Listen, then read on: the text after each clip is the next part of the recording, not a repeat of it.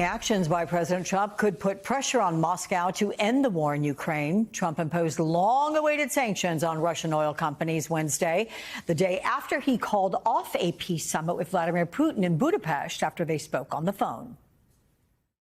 I think that they'll certainly have an impact. They're massive sanctions. It's sanctions on oil. The two biggest oil companies, among the biggest in the world, but they're Russian. Every time I speak with Vladimir, I have good conversations, and then they don't go anywhere. They just don't go anywhere. You never know with war, but I would say that it's time to make a deal. Hopefully he'll become reasonable, and hopefully Zelensky will be reasonable too. Joining me now, former ambassador to Ukraine, Bridget Brink. She is a Democrat running for Congress in Michigan's 7th district. Ambassador, thank you so much for joining me, because these sanctions were announced just 2 days after another tumultuous White House meeting where President Trump reportedly cussed out Ukrainian President Vladimir Zelensky and threw his battlefield maps and insisted Ukraine cede the entire eastern Donbas region to Russia. So why is Trump doing this now after months of threats and countless of his 2-week deadlines? Well, thanks, Alex. Thanks so much for having me on. I think it's pretty clear and simple. There just is no strategy. That's been the problem all along. It's the reason why I quit and spoke out and have decided to run for Congress. But essentially, Putin understands one thing, and that's strength. And the way to end this war, which I think is a goal we should all share, is to work with partners and allies together to put pressure on Putin to stop him from being able to fund the war machine. And that's not happening. So Russia has said that it is immune from sanctions, and some analysts say that Trump's move is unlikely to sway Putin, who's prepared to endure some pretty huge costs. And look, he knows Trump. He knows that he could flip-flop. So how much of a hit will these oil company sanctions be to Russia's economy if it can't get around them? Well, these sanctions are a first step. I have long supported and argued for sanctions, including the passage of the sanctions package that's in Congress right now. But they can go even farther. So sanctioning these two oil companies is good. But what would be even more powerful is also sanctioning the shadow fleet, which is carrying Russian oil around the world, sanctioning the ports that are hosting this shadow fleet, sanctioning countries which are buying Russian oil, and doing all of this together with European and other partners. That would be an even more powerful lever that we could use to put pressure on Putin to bring this war to an end and stop his aggression, which is destabilizing Europe, our biggest trading partner. Okay, well, at least those options are still there if the president wants to take it further.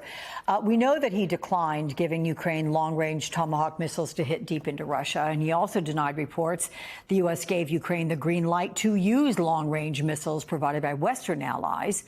How much of a game changer would these missiles be for Ukraine, and why is Trump so hesitant to give them? I think the key question isn't on a specific capability so much as sending the message to Putin that the United States and key allies and partners are going to support Ukraine's effort to defend itself. And there are easy ways to do this, including taking $300 billion in Russian sovereign assets that currently is in Europe and using that to buy weapons, American weapons, creating jobs in America, and giving them and selling them to Ukraine to defend itself. So the importance is sending the signal that support and defense of Ukraine is something that America and our allies and partners are going to do and continue to do in the future. All right, I want to focus back stateside now, and particularly the backdrop there behind you, because you are running for Congress in Michigan. So if you're the Democratic nominee, you'll take on Republican Congressman Tom Barrett, who flipped that seat in 2024. What's your message to voters? And give me a level of confidence that you can flip that seat back next year. Well, my view is that we need, at this moment, principled people in Washington to stand up and do what's right. What's happening now, both internationally in terms of our vital interests overseas, which reflect back home, but also domestically is so critically important to our future and our kids' future. And we need people who are going to stand up and say, this is the right way to go. And I'll just give you a couple examples that Tom Barrett has voted for but are hurting people in the district. One, the tariffs, which are causing job losses and price hikes all throughout my district and my community. And two, the big ugly bill, which is going to rip health insurance away from 25,000 people in my community and also raise health insurance for everyone. These are huge things that are happening that are hurting the members of my district, and why I want to go to Washington and fight for the people of my district, but also of our state and our country.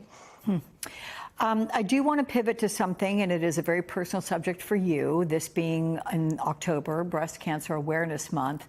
I know you recently underwent a related surgery, and you have offered to share your medical journey with us and discuss it in the context of the Trump administration stripping Americans' health care and Democrats demanding that ACA subsidies be restored before reopening the government. On those notes there, what can you share with us? Yeah, sure. Thanks for asking me. I'm 1 in 8 American women who will hear in their lifetimes that you have cancer. And luckily for me, it was caught early on a screening mammogram. I've already had my surgery, and I'm now cancer-free and in recovery. So what it reinforces to me is the importance of healthcare to every single American. Without that early detection, without that ability to have surgery and treatment immediately, the prognosis for me and for any other woman who faces this would be very dire and potentially deadly. So it reinforces what we need to do is preserve things like healthcare for our communities. And also the cost is so prohibitive. If I didn't have health insurance, I would be out of pocket over $100,000 for an early diagnosis of breast cancer. That is an enormous amount of money and something that people shouldn't have to worry about. So thank you for asking, and it reinforces my fight for the future on all of these issues, from Michigan 7, our community in mid-Michigan, but really across the nation. Let me just say I appreciate every answer you afforded us for all the different topics and your areas of expertise. But that last one, that's my favorite. Well done. Congratulations.